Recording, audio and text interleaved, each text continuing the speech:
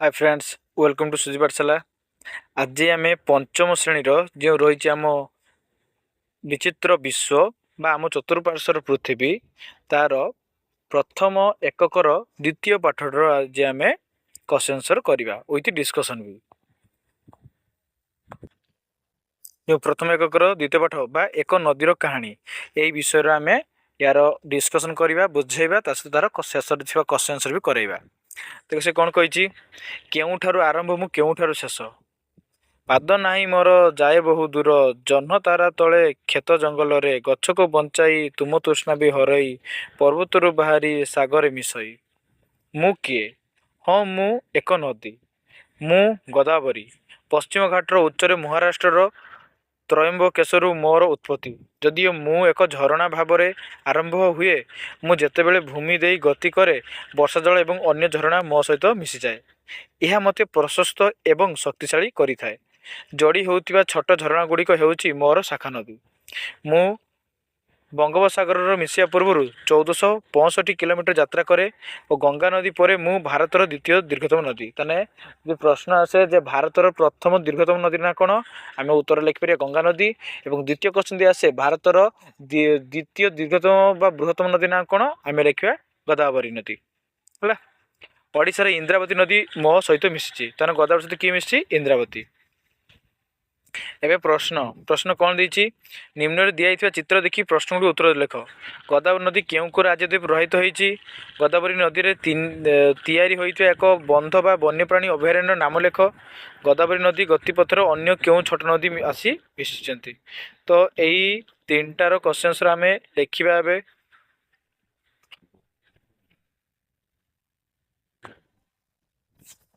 तो एक नंबर आम उत्तर लिखिपर कौन ना गोदावरी नदी मुख्यतः महाराष्ट्र तेलंगाना एवं आंध्र प्रदेश दे प्रवाहित होती या व्यतीत यार अववाहिका छत्तीसगढ़ ओडिशा और कर्णाटक किसी अंश व्यापी बुझीपार एक नंबर क्वेश्चन उत्तर। 2 नंबर से कही गोदावरी नदी तैयारी एक बंध एवं वन्यप्राणी अभयारण्य नाम लेख बंधर ना हूँ गांगापुर बंध किंबा जायकवाड़ी बंध बा पोलाभरम प्रकल्प बुझीपार एवं या ऊपर वन्यप्राणी अभयारण्य ना कौन करिंगा करिंगा वन्यप्राणी अभयारण्य किंबा आपको कहीपर पापीकंडा जातीय उद्यान कौन कहीपर पापीकंडा जातीय उद्यान बुझीपार। 3 नंबर 3 कही गोदावरी नदीर गतिपथर अन्य क्यों छोट नदी आसी मिशंती आम लिखिपर जे गोदावरी नदीर किछि प्रमुख उपनदी बा छोट नदी गुड़िक है पूर्णा प्राणहिता इंद्रावती सबरी प्रबरा एवं मंजीरा आपण यही नदीर उत्पत्ति स्थल विषय जान जब जानापी चाहिए ताने लिखाई है।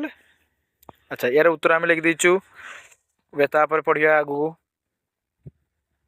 तो बुझिपार एवं देखिया कौन लिखाई रामायण एवं पुराण रे मो विषय अनेक आकर्षणीय कहानी रही मत दक्षिण गंगा बोली कहुए क्या दक्षिण गंगा क्या कहुए गोदावरी की कारण मु दक्षिण भारत में प्रवाहित हुए मत पवित्र विवेचना करा जाए मोर उत्पत्ति स्थल निकट स्थान यथा नासिकु गोदावरी पुष्पर भली विशेष कार्यक्रम समय चारिआडु लोक मैंने मोर पवित्र जल में बुड़ पकाइवाई आसती मो जीवन धारा वर्षार प्रवाहित होउथिबार मु एक चिरस्रोता नदी केतेक नदी केवल वर्षा ऋतु में वर्षा जल पाई प्रवाहित होती जो से ऋतुकालीन नदी कहुए वन्यजंतु यथा बाघ कुटरा भारतीय बहुरूपी एंडुओ एवं प्रसिद्ध रक्तचंदन गछरे परिपूर्ण घंच जंगल मध्य दे मु गति करे मो परी मधुर जल उत्स अनेक उद्भिद एवं प्राणी बासस्थान एवं तुम्हें पूर्व पाठे पढ़िच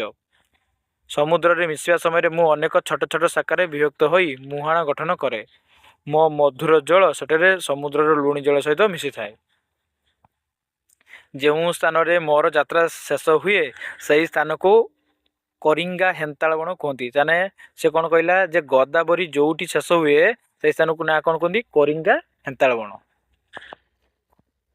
विभिन्न उपाय जीवजंतु मानक मोर सहायता प्राचीन काल लोक मैंने सर्वदा नदी किंबा जलाशय निकट से घर तैयारी अनुमान करी कहीं हाँ जाचु जे लोक मैंने जीविका निर्वाह करती नदी कट ଘର ବନେଇଥାନ୍ତି କାରଣ ନଦୀରେ ଥିବା ମାନେ ମତ୍ସ୍ୟ ଯେଉଁ ରହିଛି ମାଛମାନଙ୍କୁ ସେମାନେ କ'ଣ କରନ୍ତି ମାରିକି ନିଜର ପରିବା ପୋଷଣ କରନ୍ତି। ଦେଖିବ ଏଇଟା। ତୁମେ ଜାଣ କି ମୁଁ ପ୍ରତିଦିନ ଲୋକମାନଙ୍କୁ କେତେ ଉପାୟରେ ସାହାଯ୍ୟ କରେ? ମୁଁ ମୋ ଆଖପାଖରେ ଥିବା ଅନେକ ଗ୍ରାମବାସୀ ସହରବାସୀଙ୍କୁ ଜଳ ଯୋଗାଇଥାଏ। ସମସ୍ତ ଘର, ବିଦ୍ୟାଳୟ ଏବଂ କୃଷି କ୍ଷେତ୍ରରେ ବ୍ୟବହାର ପାଇଁ ମୁଁ ଜଳ ଯୋଗାଏ। ମୁଁ ଲୋକମାନଙ୍କୁ କେବଳ ପିଇବା, ରୋଷେଇ କରିବା ଏବଂ ଧୁଆ ଧୋଇରେ ସାହାଯ୍ୟ କରେ ନାହିଁ, ବରଂ ସେମାନଙ୍କର ଖାଦ୍ୟ ଉପାଦାନ ସହିତ କଳକାରଖାନା ବିଭିନ୍ନ ସାମଗ୍ରୀ ପ୍ରସ୍ତୁତ କରିବାରେ ମଧ୍ୟ ସାହାଯ୍ୟ କରେ। ମୋ ଦ୍ୱାରା ଅନେକ ବ୍ୟକ୍ତି ଜୀବିକା ନିର୍ବାହ ମଧ୍ୟ କରନ୍ତି। ମୋର ଜଳ ପାଇପ୍ ଏବଂ କେନାଲ ଦ୍ୱାରା ଅନେକକୁ ଯୋଗାଇ ଦିଆଯାଏ।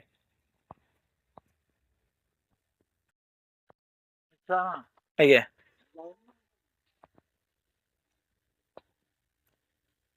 ପରିବେଶ ପର୍ଯ୍ୟଟନର ଅର୍ଥ ହେଉଛି ଜଙ୍ଗଲ, ନଦୀ କିମ୍ବା ପର୍ବତ ଭଳି ପ୍ରାକୃତିକ ସ୍ଥାନଗୁଡ଼ିକୁ ପରିଦର୍ଶନ କରି ସେମାନଙ୍କର ସୌନ୍ଦର୍ଯ୍ୟ ଉପଭୋଗ କରିବା, ପଶୁପକ୍ଷୀମାନଙ୍କୁ ଲକ୍ଷ୍ୟ କରିବା ଓ ପରିବେଶର କ୍ଷତି ନକରି ପ୍ରକୃତି ସମ୍ବନ୍ଧରେ ଶିକ୍ଷା ଲାଭ କରିବା। ଏଠି କେତେଟା କ୍ୱେଶ୍ଚନ୍ ଦେଇଛି, ଦେଖ ତା ଉତ୍ତର ଲେଖିବା। ସେ କ୍ୱେଶ୍ଚନ୍ ଦେଇଛି ଗୋଦାବରୀ ନଦୀ ଉପରେ ଲୋକମାନେ ନିର୍ଭର କରୁଥିବା 3ଟି କାର୍ଯ୍ୟ ଲେଖ। ଗୋଦାବରୀ ନଦୀ କୂଳବର୍ତ୍ତୀ ଅଞ୍ଚଳରେ ଲୋକମାନେ କେଉଁ କେଉଁ ବୃତ୍ତିରେ ନିୟୋଜିତ? ଗୋଦାବରୀ ନଦୀ କୂଳରେ କେଉଁ କେଉଁ ଫସଲ ହେଉଥିବା ଜାଣିଛ? ତୁମ ଅଞ୍ଚଳରେ କେଉଁ ଫସଲ ଚାଷ କରାଯାଏ? ଜଳସେଚନ ପାଇଁ ଜଳ କେଉଁଠାରୁ ଆସିଥାଏ? ତ ଏଇ 4ଟି କ୍ୱେଶ୍ଚନ୍ ଏବେ ଉତ୍ତର ଲେଖିବା। ତ 1 ନମ୍ବର ଉତ୍ତର ଲେଖିବା। ଗୋଦାବରୀ ନଦୀ କେଉଁ କେଉଁ ରାଜ୍ୟ ଦେଇ ପ୍ରବାହିତ ହୋଇଛି? ନା ଗୋଦାବରୀ ନଦୀ ମୁଖ୍ୟତଃ ମହାରାଷ୍ଟ୍ର ନେଟ ତ ଯାଇଥିଲା। ତା ପର କ୍ୱେଶ୍ଚନ୍ 1 ନମ୍ବର ଆନ୍ସର ଲେଖିବା ଯେ ଗୋଦାବରୀ ନଦୀ ଉପରେ ଲୋକମାନେ ନିର୍ଭର କରୁଥିବା 3ଟି କାର୍ଯ୍ୟ ଲେଖ। ନା ଗୋଟିଏ ତ ପାନୀୟ ଜଳର ଆବଶ୍ୟକତା ପୂରଣ ପାଇଁ, ଦ୍ୱିତୀୟତଃ କୃଷି କାର୍ଯ୍ୟରେ ଜଳସେଚନ ପାଇଁ, ତୃତୀୟ ମାଛ ଧରିବା ଓ ମତ୍ସ୍ୟଜୀବୀମାନଙ୍କର ଜୀବିକା ପାଇଁ। ବୁଝିପାରିଲ? ଏବେ 2 ନମ୍ବର, ଗୋଦାବରୀ ନଦୀ କୂଳବର୍ତ୍ତୀ ଅଞ୍ଚଳର ଲୋକମାନେ କେଉଁ କେଉଁ ବୃତ୍ତିରେ ନିୟୋଜିତ? ଗୋଦାବରୀ ନଦୀ କୂଳରେ ଲୋକମାନେ ମୁଖ୍ୟତଃ କୃଷି, ମତ୍ସ୍ୟ ଚାଷ ଏବଂ ପଶୁପାଳନ ବୃତ୍ତିରେ ନିୟୋଜିତ। କିଛି ଅଞ୍ଚଳରେ ନଦୀ ମାଧ୍ୟମରେ ପରିବହନ ଏବଂ ବ୍ୟାପାର ମଧ୍ୟ କରାଯାଏ। 3 ନମ୍ବର, ଗୋଦାବରୀ ନଦୀ କୂଳରେ କେଉଁ କେଉଁ ଫସଲ ହେଉଥିବା ଜାଣିଛ? ଏହି ଅଞ୍ଚଳରେ ମୁଖ୍ୟତଃ ଧାନ, ଆଖୁ, ତମ୍ବାଖୁ, କପା ଏବଂ ବିଭିନ୍ନ ପ୍ରକାରର ଫଳ ଯେପରିକି ଅଙ୍ଗୁର, କଦଳୀ ପ୍ରଚୁର ପରିମାଣରେ ଚାଷ କରାଯାଏ। ତୁମେ ଜାଣିଛ ଆମ ଭାରତରେ କେଉଁ ରାଜ୍ୟରେ ନିଶା ଉତ୍ପାଦନ କରାଯାଏ, ମାନେ ତମାଖୁ ଚାଷ କରାଯାଏ? ତୁମେ ଜାଣିଛ? ଏଟା ମୁଖ୍ୟତଃ ଆନ୍ଧ୍ରପ୍ରଦେଶରେ ଚାଷ କରାଯାଏ। ତାଙ୍କ ସରକାର ରାଇଟ୍ ଦେଇଛନ୍ତି ତମ୍ବାଖୁ ଉତ୍ପାଦନ କରିବା ପାଇଁ। ଆଚ୍ଛା, 4 ନମ୍ବର, ସେ କହୁଛି ତୁମ ଅଞ୍ଚଳରେ କେଉଁ ଫସଲ ଚାଷ କରାଯାଏ? ଜଳସେଚନ ପାଇଁ ଜଳ କେଉଁଠାରୁ ଆସିଥାଏ? ଆମେ ଲେଖିବା ସାଧାରଣତଃ ଆମ ଅଞ୍ଚଳରେ ଧାନ, ମୁଗ, ବିରି ଏବଂ ବିଭିନ୍ନ ପ୍ରକାର ପନିପରିବା ଚାଷ କରାଯାଏ। ଜଳସେଚନ ପାଇଁ ଜଳ ମୁଖ୍ୟ ନଦୀ, କେନାଲ, ପୋଖରୀ କିମ୍ବା ଉଠା ଜଳସେଚନ ପ୍ରକଳ୍ପ ବା ନଳକୂପ ମାଧ୍ୟମରେ ଆସିଥାଏ। ବୁଝିପାରିଲ? ଆଚ୍ଛା, ତାପରେ ଦେଖିବା ପଢ଼ିବା ତାପରେ ଆଗକୁ କ'ଣ ଅଛି। 4 ନମ୍ବର ପର୍ଯ୍ୟନ୍ତ କ୍ୱେଶ୍ଚନ୍ ଆନ୍ସର୍ କରିଦେଲେ। ଏବେ ତାପରେ ପଢ଼ିବା ନେକ୍ସଟ କ'ଣ ଅଛି। ସେ କହୁଛି ମୋର ଜଳ ସଂରକ୍ଷଣ ଗତି ପରିବର୍ତ୍ତନ କରୁଥିବା ବନ୍ଧ। ତୁମେ ଜାଣ କି ମୋ ଜଳକୁ ସଂରକ୍ଷଣ କରିବା ପାଇଁ 900ରୁ ଅଧିକ ନଦୀ ବନ୍ଧ ଅଛି। ଲୋକମାନେ ବର୍ଷା ଦିନେ ବ୍ୟତୀତ ଅନ୍ୟ ଋତୁରେ ମଧ୍ୟ ପାନୀୟ ଜଳ, ଫସଲ ଉତ୍ପାଦନ ଏବଂ ବିଦ୍ୟୁତ୍ ଉତ୍ପାଦନ କରିବାରେ ଏହି ସଂରକ୍ଷିତ ଜଳକୁ ବ୍ୟବହାର କରୁଛନ୍ତି। କିନ୍ତୁ କେବେ ଭାବିଛ କି ଯେତେବେଳେ ବନ୍ଧ ତିଆରି ହୁଏ ମୋର ଅବସ୍ଥା କ'ଣ ହୁଏ? ଜଙ୍ଗଲ, ପଶୁପକ୍ଷୀ ତଥା ମୋ ଆଖପାଖରେ ରହୁଥିବା ଲୋକଙ୍କର ଅବସ୍ଥା କ'ଣ ହୁଏ? ନଦୀବନ୍ଧ ଏକ ବିଶାଳ କାନ୍ଥ ପରି ଯାହା ମୋର ଗତିପଥକୁ ଅବରୋଧ କରେ ଏବଂ ଜଳ ଭଣ୍ଡାର ନାମକ ଏକ ବଡ଼ ଜଳାଶୟରେ ସଂରକ୍ଷଣ କରେ। ଏହି ସଂରକ୍ଷିତ ଜଳ ଅନେକ ଲୋକଙ୍କୁ ସାହାଯ୍ୟ କଲେ ମଧ୍ୟ ବନ୍ଧ ନିର୍ମାଣ ପୂର୍ବରୁ ଯେଉଁ ସ୍ଥାନ ପଶୁପକ୍ଷୀ ଓ ଲୋକଙ୍କର ବାସସ୍ଥାନ ଥାଏ ତାହା ଜଳମଗ୍ନ ହୋଇଥାଏ। ବନ୍ଧ ନିର୍ମାଣ ଦ୍ୱାରା ଅନେକକୁ ମଧ୍ୟ ନିଜ ବାସସ୍ଥାନ ଛାଡ଼ି ଅନ୍ୟତ୍ର ସ୍ଥାନାନ୍ତରିତ ହେବାକୁ ପଡ଼ିଥାଏ। ଦେଖୁଛ ଏଇଟା ହେଲା ସେଇ ବନ୍ଧ ହେଲା। କ'ଣ କହିଛି? ଆସାମର ମଜୁଲି ଦ୍ୱୀପ ପୃଥିବୀରେ ସର୍ବବୃହତ ନଦୀ ଦ୍ୱୀପ ଯାହା ବ୍ରହ୍ମପୁତ୍ର ନଦୀ ଦ୍ୱାରା ଗଠିତ ହୋଇଛି। ଏଟା ଟିକେ ମନେ ରଖିବାର ହେଲା, କ୍ୱେଶ୍ଚନ୍ ଆସିପାରେ ମେ ବି। ଆଚ୍ଛା, ତୁମେ ଜଳ ପାଇଁ ଜଳ କଳ ଖୋଲିଥାଅ, ମାତ୍ର ଏଥିପାଇଁ କେତେ ଯେ ପରିଶ୍ରମ ତ୍ୟାଗ କରାଯାଇଛି ତାହା ତୁମେ କଳ୍ପନା ମଧ୍ୟ କରିପାରିବନି। ସେଥିପାଇଁ ଜଳକୁ ଯଥୋଚିତ ଭାବରେ ବ୍ୟବହାର କରିବା ଏବଂ ଏହାକୁ କେବେ ବି ଅପଚୟ ନ କରିବା ଅତ୍ୟନ୍ତ ଗୁରୁତ୍ୱପୂର୍ଣ୍ଣ। ଲେଖ କ'ଣ କହିଛି? ନଦୀବନ୍ଧ ନିର୍ମାଣ ହେବା ପରେ କେଉଁ ସବୁ ସମସ୍ୟା ହୋଇପାରେ, ସେଗୁଡ଼ିକ ସମାଧାନ କିପରି କରାଯାଇପାରିବ? ଦେଖ, ନଦୀବନ୍ଧ ନିର୍ମାଣ କଲା ମାନେ ବହୁତ ଅସୁବିଧା ହେବ। ଯେଉଁ ପାଣିଟା ବହୁଥିବ ସେ ପାଣିଟା ଷ୍ଟକ୍ କରି ରଖାଗଲା ତ ଲୋକମାନଙ୍କୁ ମାଛ ଧରିବା ପାଇଁ ବି ଅସୁବିଧା ହେଉଥିବ, ଚାଷ କାର୍ଯ୍ୟ ପାଇଁ ବି ଅସୁବିଧା ହେଉଥିବ। ତ ଏଇସବୁ ଲେଖିବା। ଆଉ ମୁଁ ପ୍ରଦୂଷିତ ହେବାର କାରଣ ଓ ତା'ର ପ୍ରଭାବ। ମୋ କୂଳ ପାଖରେ ଅଧିକ ଜନବସତି ଏବଂ କାରଖାନା ସ୍ଥାପନ ହେବା ଥିବାରୁ ଅଳିଆ ଆବର୍ଜନା, ପ୍ଲାଷ୍ଟିକ, ମଇଳା ଜଳ ମୋତେ ପ୍ରଦୂଷିତ କରୁଛି। ବେଳେବେଳେ ମୁଁ ଗନ୍ଧ ହୁଏ କିନ୍ତୁ ଅପରିଷ୍କାର ଦେଖାଯାଏ। ତଥାପି ଲୋକମାନେ ମୋ ଜଳ ବ୍ୟବହାର କରନ୍ତି, ଯାହାଦ୍ୱାରା ସେମାନେ ଅସୁସ୍ଥ ହୋଇପାରନ୍ତି। ମୋର ଇଚ୍ଛା ଯେ ମୁଁ ସେମାନଙ୍କୁ ମୋତେ ସଫା ଏବଂ ଆବର୍ଜନା ମୁକ୍ତ ରଖିବାରେ ସାହାଯ୍ୟ କରିବାକୁ କହନ୍ତି। ତ ଚିତ୍ର ଦେଖିପାରୁଛ ଭଲସେ। ଦେଖ କେମିତି ଅଳିଆ ଅପରିଷ୍କାର କରୁଛନ୍ତି। ଏପଟେ ଯେଉଁ ତୁମେ ଦେଖୁଛ ପଶୁ ପକ୍ଷୀମାନେ ଯେଉଁ ପାଣି ପିଉଥିଲେ, ଏପଟେ ଯେଉଁ ଏବେ କ'ଣ କରୁଛନ୍ତି ନା ଏଇ ଗୋଦାବରୀ ନଦୀ କୋଳେ କୋଳେ ଏବେ ସବୁ କଳକାରଖାନା ତିଆରି କରାହେଉଛି, ଯାହାଦ୍ୱାରା ଏହାର ପାଣି ଦୂଷିତ ହେଉଛି ଏବଂ ମାଛମାନେ ବା ଜଳରେ ଥିବା ଜଳ ପ୍ରାଣୀମାନେ ବହୁତ ଅସୁବିଧାର ସମ୍ମୁଖୀନ ହେଉଛନ୍ତି। ଏହା କରିବାର ଏକ ଗୁରୁତ୍ୱପୂର୍ଣ୍ଣ କଥା ହେଉଛି ପ୍ରଥମେ ପରିବେଶ ଅନୁକୂଳ ଦ୍ରବ୍ୟ ବ୍ୟବହାର କରି ବର୍ଜ୍ୟବସ୍ତୁ ଉତ୍ପାଦନକୁ ହ୍ରାସ କରିବା। ମୋ ଭିତରେ ରହୁଥିବା ମାଛ, କଇଁଛ ଇତ୍ୟାଦି ଏବଂ ଆଖପାଖରେ ରହୁଥିବା ପକ୍ଷୀମାନଙ୍କର ଅନ୍ୟ କୌଣସି ବାସସ୍ଥାନ ନାହିଁ। କ୍ରମଶଃ ସେମାନେ ଲୋପ ପାଇବାକୁ ଲାଗିଲେଣି। ଏହା ମୋତେ ବହୁତ ଦୁଃଖିତ କରୁଛି। ଆଚ୍ଛା, ଏବେ ଏଇ ଦୁଇଟା କ୍ୱେଶ୍ଚନ୍ ଉତ୍ତର ଲେଖ। ଆମେ କେଉଁ ପ୍ଲାଷ୍ଟିକ୍, ଖୋଳ ଓ ମୁଣି ଇତ୍ୟାଦି ଅଳିଆ ଗୁଡ଼ିକ ଫିଙ୍ଗିଥାଉ ଯାହା କେଉଁଠାରେ ଜମା ହୁଏ? ଆଉ 2 ନମ୍ବର କ୍ୱେଶ୍ଚନ୍, ତୁମ ଘରେ କି ପ୍ରକାର ସାବୁନ, ଶ୍ୟାମ୍ପୁ କିମ୍ବା ଚଟାଣ ସଫା କରିବା ଦ୍ରବ୍ୟ ପ୍ରାକୃତିକ କିମ୍ବା ବଜାରରୁ କିଣି ବ୍ୟବହାର କରାଯାଏ? ମହିଳା ଜଳ ସହିତ ଏଗୁଡ଼ିକୁ କେଉଁଠାରୁ ଯାଏ? ଆଚ୍ଛା, ଏଇ 2 ନମ୍ବର ଏବେ କ୍ୱେଶ୍ଚନ୍ ଲେଖିବା। ଆମେ ଲେଖିପାରିବା ଉତ୍ତର 1 ନମ୍ବରର ଯେ ଆମେ ଫିଙ୍ଗୁଥିବା ପ୍ଲାଷ୍ଟିକ୍ ଅଳିଆ ଗୁଡ଼ିକ ସାଧାରଣତଃ ଅଳିଆ କୁଣ୍ଡ ବା ଡଷ୍ଟବିନ୍, ଡ୍ରେନ୍ କିମ୍ବା ପୌରପାଳିକାର ଆବର୍ଜନା ଜମା ହେଉଥିବା ସ୍ଥାନରେ ଜମା ହୁଏ। ବେଳେବେଳେ ଏହା ରାସ୍ତା କଡ଼ କିମ୍ବା ଖୋଲା ପଡ଼ିଆରେ ମଧ୍ୟ ଜମା ହୋଇ ପରିବେଶ ପ୍ରଦୂଷଣ କରିଥାଏ। 2 ନମ୍ବର ଉତ୍ତର ଲେଖିବା କ'ଣ?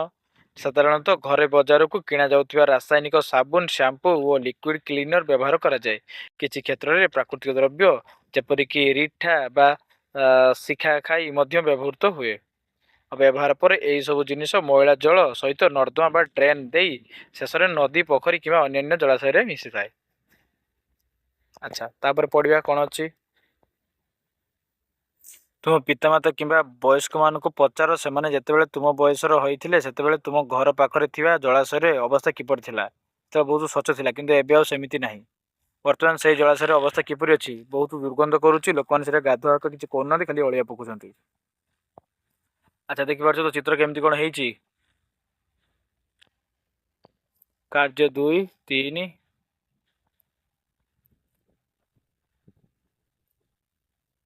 ଆଚ୍ଛା, ତାପରେ ପଢ଼ିବା କାର୍ଯ୍ୟ 4 ଦେଖ। ତଳେ ଦିଆଯାଇଥିବା ଚିତ୍ର 2ଟିକୁ ଦେଖ। କେଉଁ ନଦୀର ଜଳ ସ୍ୱାସ୍ଥ୍ୟ ଉପଯୋଗୀ ଦେଖାଯାଉଛି ଓ କାହିଁକି? ଜଳରେ ଏତେ ଗଛ କିପରି ବଢ଼ିଥାଏ? ନଦୀରେ ଅତ୍ୟଧିକ ଗଛ ହେଲେ କ'ଣ ସୁବିଧା ବୋଲି ଭାବୁଛ? ଦେଖ, ଏଇଟା ନିର୍ମଳ ଓ ଜଳ ଥିବା ନଦୀ, ସ୍ୱଚ୍ଛ ନଦୀ, କିନ୍ତୁ ଏଠି ସବୁଜ ବୃକ୍ଷଲତା ଦ୍ୱାରା ଆଚ୍ଛାଦିତ ନଦୀ, ଯାହାଦ୍ୱାରା ଜଳ ଭିତରେ ଥିବା ପ୍ରାଣୀମାନେ ଭଲ ଭାବରେ ଶ୍ୱାସକ୍ରିୟା କରିପାରିନଥିବେ, ଶିଉଳି ଜମିଯିବ ନା। ଆଚ୍ଛା, ବେଳେବେଳେ ଫସଲରେ ଦିଆଯାଉଥିବା ସାର ମୋ ଜଳରେ ମିଶିଥାଏ। ଏହା ଗଛଲତା ଓ ଅନ୍ୟାନ୍ୟ ଜଳରେ ଉଦ୍ଭିଦମାନଙ୍କର ଦ୍ରୁତ ବୃଦ୍ଧି କରାଇ ମୋ ପୃଷ୍ଠରେ ସବୁଜ ଚାଦର ପରି ଆଚରଣ ସୃଷ୍ଟି କରେ, ଯାହାଦ୍ୱାରା ମୋ ଭିତରେ ଥିବା ମାଛ ପରି ଜଳଚର ଜୀବମାନେ ଶ୍ୱାସରୁଦ୍ଧ ହୋଇଯାଆନ୍ତି। ଏହା ସହିତ ମୋର ଜଳ ଲୋକଙ୍କର ପିଇବା ପାଇଁ ଅନୁପଯୁକ୍ତ ହୋଇଥାଏ। ମୁଁ କହିବି ଯେ ଅନେକ ଲୋକ ମୋର ଜଳକୁ ସଫା ରଖିବାକୁ ଚେଷ୍ଟା କରୁଛନ୍ତି। କିଛି ସ୍ଥାନରେ ଲୋକେ ମୋ ଜଳ ଦୂଷିତ ନ ହେବା ପାଇଁ କାର୍ଯ୍ୟ କରୁଛନ୍ତି। ତୁମର ପ୍ରତ୍ୟେକ ଛୋଟ ପଦକ୍ଷେପ ମୋତେ ନିର୍ମଳ ଏବଂ ଜୀବନମାନଙ୍କୁ ସୁରକ୍ଷିତ ରଖିବାରେ ସାହାଯ୍ୟ କରେ। ମୋ ଜଳକୁ ସଫା ରଖିବା ପାଇଁ ପ୍ରୟାସ କରାଯାଉଥିବା ଦେଖି ମୁଁ ଖୁସି। ତୁମେ ଜାଣିଛ କି ନମାମି ଗଙ୍ଗେ କାର୍ଯ୍ୟକ୍ରମ ଗଙ୍ଗା ନଦୀକୁ ସଫା କରିବାରେ ସାହାଯ୍ୟ କରୁଛି, ଯାହା ଜନସାଧାରଣ, ମାଛ ଏବଂ ପକ୍ଷୀମାନଙ୍କ ପାଇଁ ସ୍ୱାସ୍ଥ୍ୟପ୍ରଦ ଦେହ ହେବ। ଏବେ କହିଛି ତୁମ ନିଜ ଆଖପାଖରେ ଥିବା ଜଳାଶୟରେ ସୁରକ୍ଷା ପାଇଁ 3ଟି ପଦକ୍ଷେପ ଲେଖ। କ'ଣ କ'ଣ ଲେଖିବରେ? ନା ଲେଖିବା ଯେ ଆମ ଆଖପାଖରେ ଥିବା ଜଳାଶୟରେ ଆମେ କ'ଣ କରିବା ନା ଯେଉଁଗୁଡ଼ା ସବୁ ଅଳିଆ ପଡ଼ିଛି ତାକୁ ଆମେ ସଫା କରିବା ଏବଂ ସେଥିରେ ଆମେ ତା ଚାରିପଟେ ଗଛ ଲଗାଇବା ନାହିଁ। ଆଉ କ'ଣ କରିବା ନା ଯଦି ପାଣି ଦୂଷିତ ହୋଇଛି ତାହେଲେ ଆମେ ବ୍ଲିଚିଂ ପକାଇ ତାକୁ ସଫା କରି ରଖିବା। ବୁଝିପାରିଲ? ଯାହା ଯାହା କହିଲି ଆକୁ ଲେଖିବ। ଯେତେବେଳେ ଏକ ନଦୀରେ ବନ୍ୟା ଆସେ, ଅଧିକାଂଶ ସମୟରେ ମୁଁ ଧୀରେ ଧୀରେ ପ୍ରବାହିତ ହୋଇ ମୋ ଚାରିପାଖରେ ଜୀବଜଗତକୁ ସାହାଯ୍ୟ କରେ, କିନ୍ତୁ ମୁଁ ଶକ୍ତିଶାଳୀ ବୋଲି କେବେ ଭୁଲେ ନାହିଁ। ଯେତେବେଳେ ଅତ୍ୟଧିକ ବର୍ଷା ହୁଏ ମୁଁ ପ୍ରସାରିତ ହୁଏ ଏବଂ ଦ୍ରୁତ ତଥା ଗଭୀର ହୋଇ ବିଶାଳ ଆକାର ଧାରଣ କରେ। ଏହି ସମୟରେ ମୁଁ ହିଂସ୍ର ରୂପରେ ଗର୍ଜନ କରି ଦ୍ରୁତ ଗତିରେ ଭୂଇଁରେ ଏପରି ମାଡ଼ିଯାଏ ଯେ କେହି କେବେ କଳ୍ପନା କରିପାରିନଥିବେ। ସେହି ସମୟରେ ମୁଁ କୂଳ ଲଙ୍ଘନ କରି ବିସ୍ତୃତ ଅଞ୍ଚଳରେ ପ୍ରବାହିତ ହେବାରେ ନିଜକୁ ରଖିପାରେ ନାହିଁ। ଯେତେବେଳେ ଅତ୍ୟଧିକ ବର୍ଷା ହୁଏ ସମସ୍ତ ଜଳ ମୋ ଭିତରକୁ ପଶିଯାଏ ଏବଂ ମୋର ବନ୍ୟା ଜଳରେ ଘର, ଜମି ଏବଂ ରାସ୍ତାଘାଟ ବୁଡ଼ିଯାଏ, ଯାହାଦ୍ୱାରା ବହୁ ଧନ ଜୀବନ ନଷ୍ଟ ହୁଏ। घर छाड़ी अनेक लोक एवं पशु मानक सुरक्षित स्थान को स्थानांतरण होगा पड़ी था। देखुच एठी कौन है ना गच नथिले जल द्रुत गति में प्रवाहित हो बन्या कराए। एटी गच थिले वर्षा जल माटी द्वारा शोषी हो धीरे धीरे प्रवाहित हुए। बन्या समस्या प्रभाव गलिया जल लोकों आश्रय स्थल रास्ताघाट नष्ट निरापद पानीय जल फसल नष्ट शिक्षण विद्युत संजोग विच्छिन्न यातायात गमनागमन रोग व्यापीवा आलोक पंखा फोन घर भांगा लोकों स्वास्थ्य विद्यालय बंद खाद्य जोगाण ये सब केते कौन रही गोटे समस्या एकाधिक प्रभाव थाईपे एटा सब। एबे कार्य 6 बन्या समय सतर्कता कौन कौन बन्या समय आम करिया दरकार ना बन्या पूर्व आम कौन करवा आंचलिक खबर जानी सब सतर्क रुह। बन्या समय विद्युतर प्रभाव विच्छिन्न एवं रंधन गैस सिलिंडर स्विच भी बंद करदे। आ बन्या परे बन्या जल निकट को जाओ ना कि पहर ना। जरूरी कारण परिस्थिति गोटे बैग किसी सुखिला खाद्य बा औषध और टर्च रख।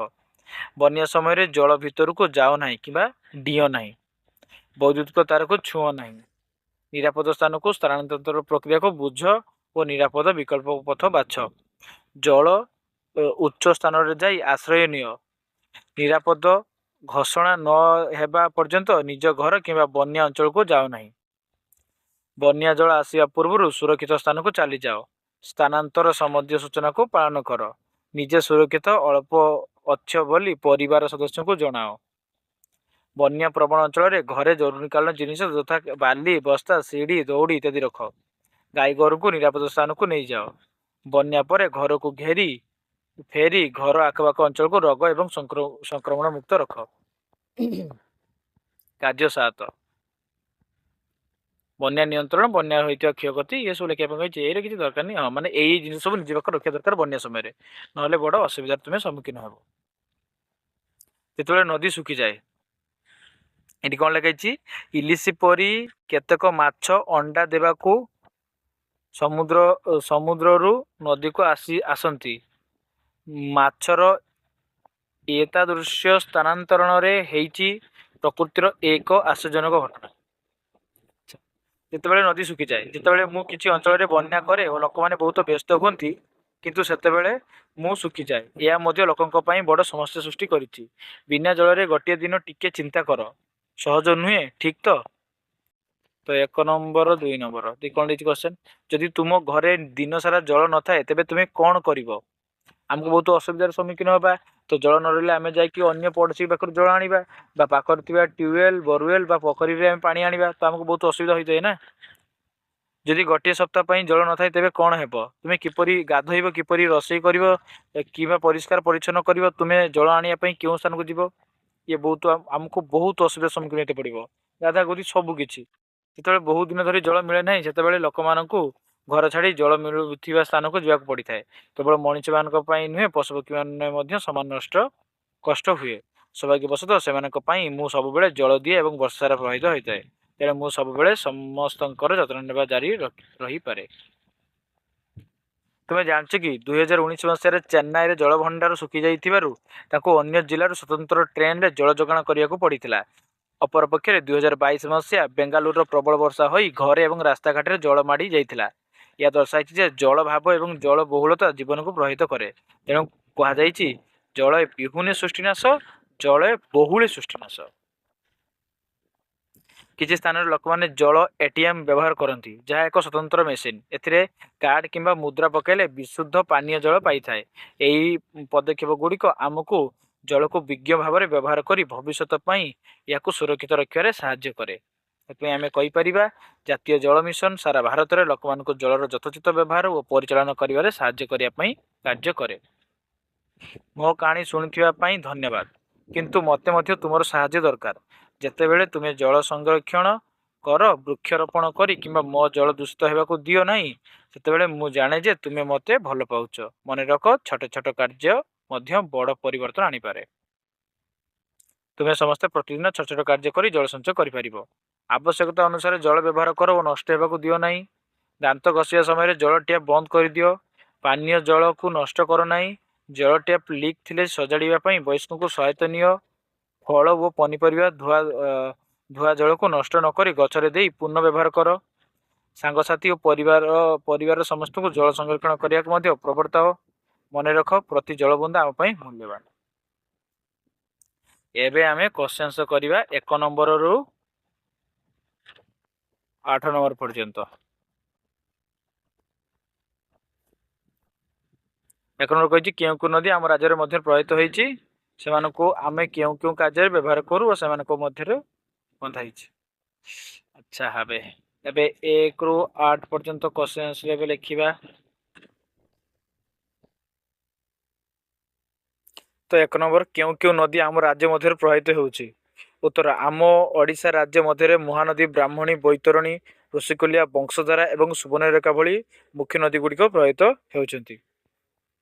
कर क्वेश्चन कौन थी 1 नंबर कर जे सेमानकु आमे क्यों क्यों कार्य व्यवहार करूँ। उत्तर लिखा नदी जल को आमे पानीय जल चाष कार्य बा जलसेचन जेटा विद्युत शक्ति उत्पादन माछ चाष एवं शिल्प कारखाना आदि विभिन्न कार्य व्यवहार करूँ। ख सेमानक उपरे बंध बंधा जाइछि कि हाँ यही नदी गुड़िक उपरे बंध बंधा जाइछि। उदाहरण स्वरूप महानदी उपरे हीराकुद बंध एवं ब्राह्मण नदी उपरे रेंगाली बंध निर्माण कराइछि। ए दिरा मन रखिबो जे महानदी उपरे बा महानदी उपरे आमे हीराकुद बंध करिछु एवं ब्राह्मणी नदी उपरे रेंगाली बंध होइछि रेंगाली डैम। 2 नंबर कहिछि जे पिता माता किंबा जेजेमा जेजेबापा को तुम अंचल कौन सी नदीर कहानी किंबा नदी संबंधी पर्वपर्वाणी कथा कहवाक कह और सही कथा को श्रेणी उपस्थापन कर। यह एक स्वतंत्र अभिज्ञतामूलक कार्य आपण एहीपरि करें। आम अंचल प्रवाहित नदी कूल वार्षिक कार्तिक पूर्णिमा समय बोईत बंधाण उत्सव अनुष्ठित हुए। तुमरी भी होउथो छुआ सबुआड़े। जेजेबापा कहवा अनुसार पूर्व काल में साधुबाबा मैंने यही नदी पथ दे दूर देश को वाणिज्य करने को जाऊे। तेणु यही नदी आम संस्कृति और जीविका सह गभीर भाव जड़ित आज भी जाउछंती। तो 2 नंबर क्वेश्चन आंसर लिखिल। एबे 3 नंबर जा 3 नंबर कही परिवार जड़े वयस्क को पचार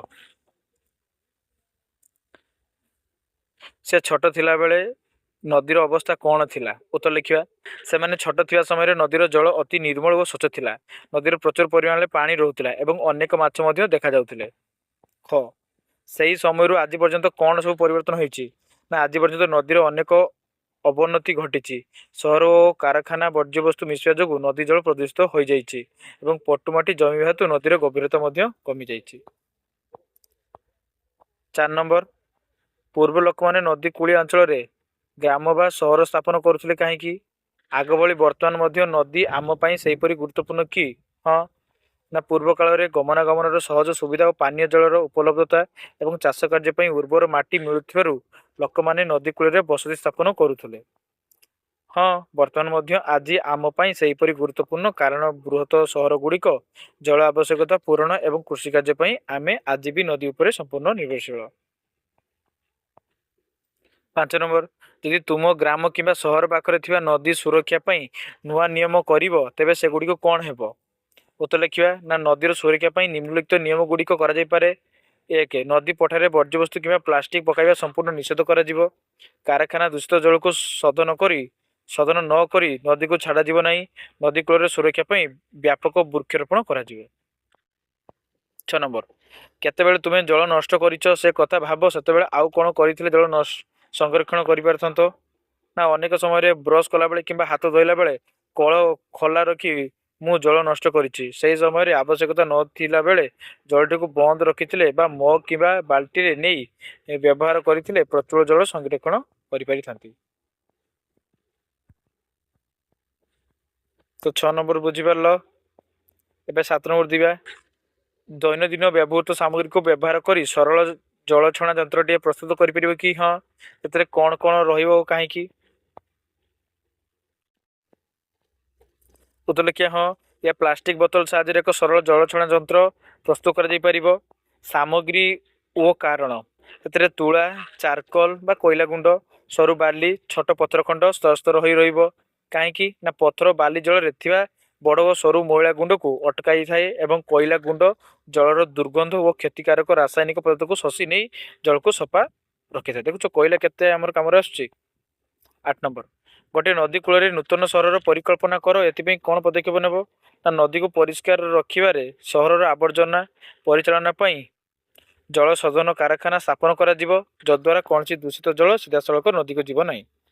ପ୍ରବଳ ବର୍ଷା ସମୟରେ ବନ୍ୟା ନିୟନ୍ତ୍ରଣ କରିବାରେ ନଦୀ କୂଳରେ ଦୃଢ଼ ବନ୍ଧ ନିର୍ମାଣ କରାଯିବ ଏବଂ ଜଳ ନିଷ୍କାସନ ପାଇଁ ସହରରେ ଉତ୍ତମ ଡ୍ରେନେଜ ବ୍ୟବସ୍ଥା କରାଯିବ।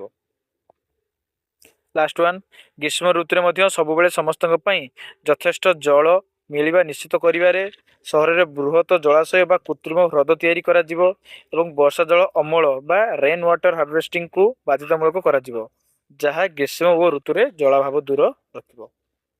ଆଶା କରୁଛି ଏହି ବିଷୟରେ ଆପଣମାନେ ସବୁ କିଛି ଭଲ ଭାବରେ ବୁଝିପାରିଥିବେ। ଯଦି କିଛି ଡାଉଟ୍ ରହିବ ମୋତେ କମେଣ୍ଟରେ ଲେଖିବେ।